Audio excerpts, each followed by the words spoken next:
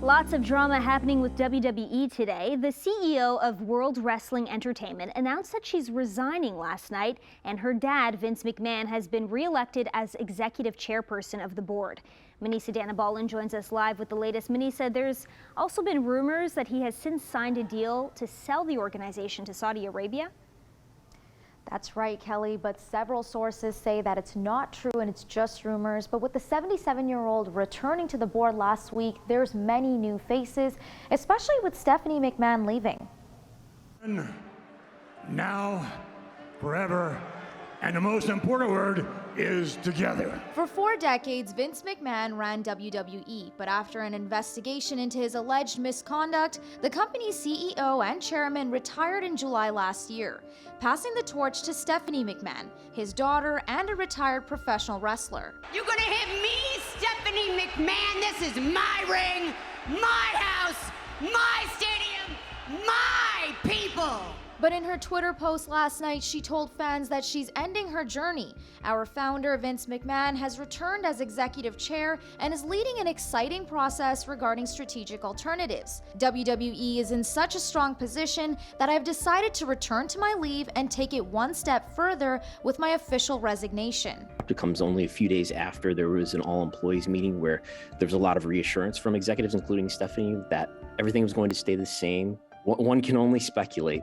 They've said nothing but glowing, complimentary things of each other, maybe issues between Stephanie and Vince. But this wasn't the only news for fans. Rumors circulating that WWE had been sold to Saudi Arabia, racking up lots of reaction online. But multiple sources have said it's not true. In a tweet, MMA reporter Ariel Helwani wrote, "Contrary to reports stating otherwise last night, there is no deal in place at this precise moment for WWE to be sold to Saudi Arabia's public investment fund or any entity." Sources say the organization is still exploring all options, I'm told, developing. Brandon Thurston from WrestleNomics agrees that there is no sale about to happen according to his sources, but never say never. It makes a lot of sense, probably from Vince's perspective, in terms of this, especially in the context of the notion of WWE going private.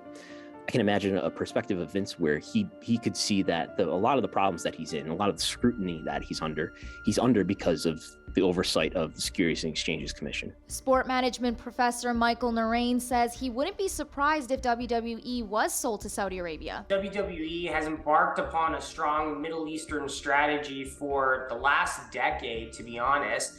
Part of the reason for that is the demographic in that region liking professional sports. So we've seen the WWE in particular reach out to that region, not just with broadcast deals locally, but with physical shows. Vince McMahon has been extremely ruthless throughout his time as a CEO of WWE and WWF before that.